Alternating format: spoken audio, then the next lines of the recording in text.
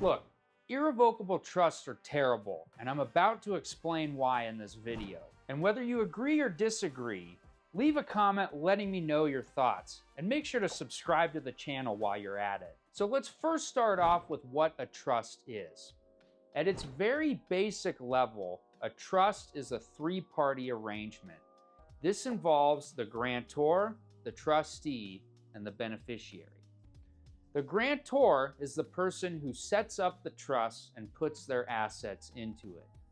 The trustee is the person who's responsible for administering the trust. And the beneficiary is the person who receives the benefit of that trust. And I've also done a few other videos on the trust structure, so make sure to check them out below. Now, there are two main types of trusts that everyone needs to know about. The first type is a revocable trust. And this is a trust where you can change its terms after the trust has been formed. And the second type of trust is an irrevocable trust.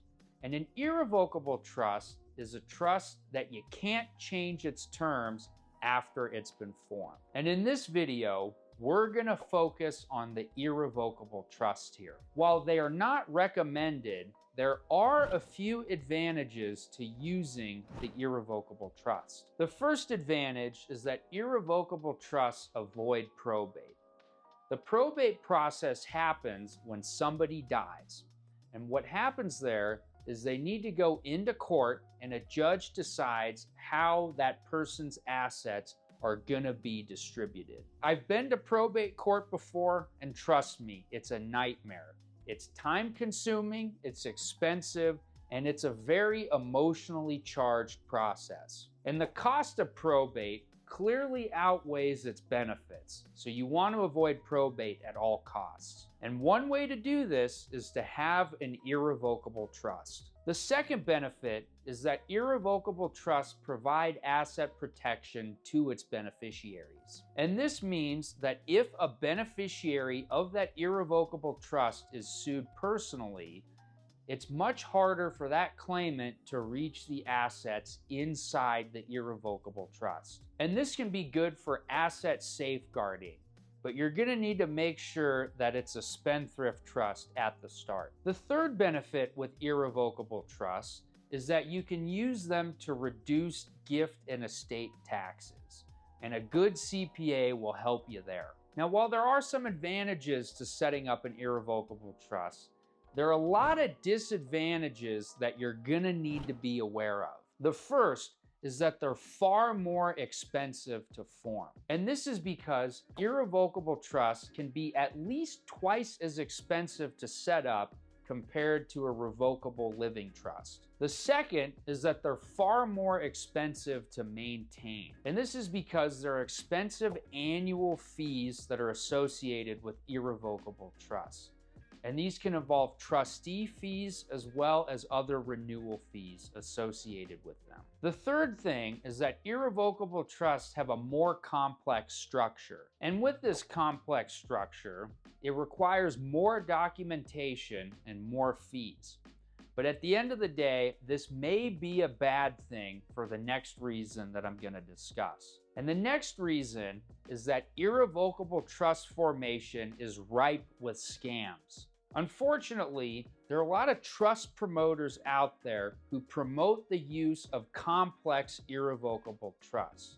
But the IRS has recently been cracking down on these practices. These schemes involve setting up one trust at the top and a bunch of sub-trusts beneath that trust. Each of these trusts may own different assets, and one of them may involve a special needs trust. But what these promoters tell people is that the income inside of these trusts is not subject to income tax. And this is because they claim that when you set up a trust and somebody else controls it, you are not subject to any income tax. And some of the perceived benefits here is that you can use these trusts to reduce income taxes, self-employment taxes, as well as gift and estate taxes. They also claim that these trusts allow for more deductions of personal expenses. But all of this is simply not true.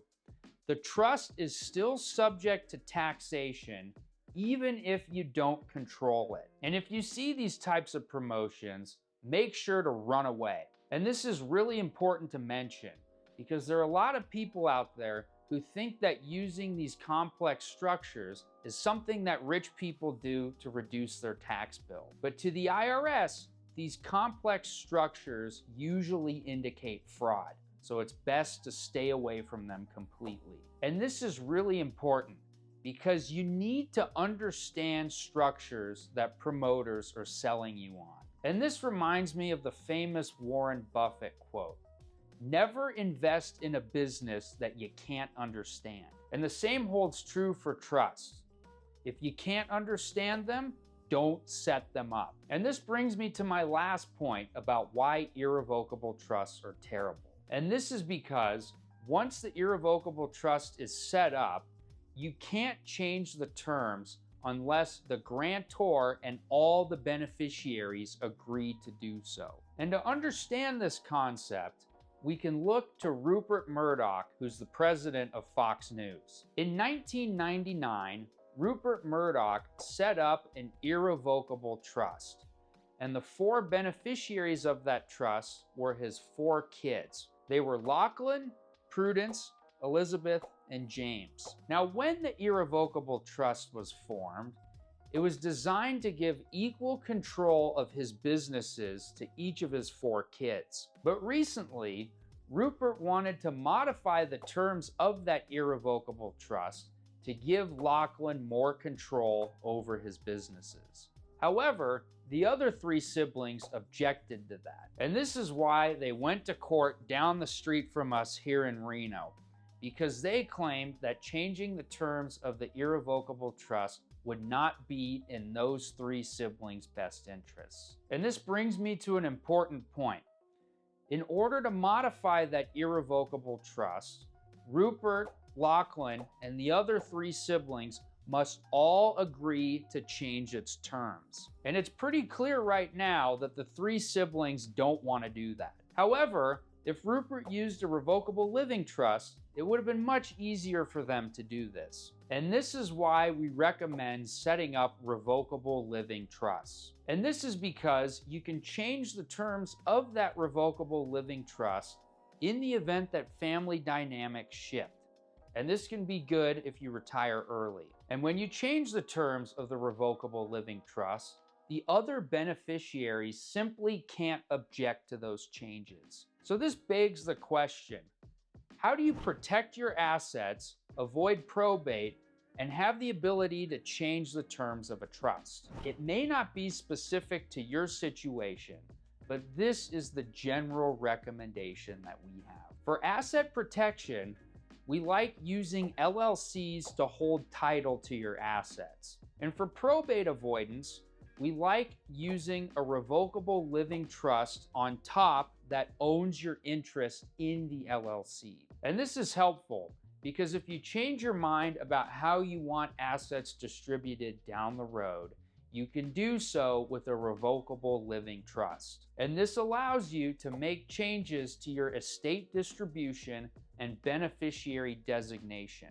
And when you do so, those beneficiaries simply can't object to it. Leave a comment letting me know how you feel about this. And while you're at it, make sure to like this video and subscribe to the channel. I also have a new book called The 5 Tricks to Teach Your Kids About Money. You can download the book for free by clicking the link in the description below. If you're looking to start a business, you can schedule a free 15-minute consultation with us at Corporate Direct by also clicking the link in the description below. And as always, please make sure to like, subscribe, leave a comment, and turn on that notification bell. And I should warn you, the contents of this video are not legal advice and no attorney-client relationship has been formed.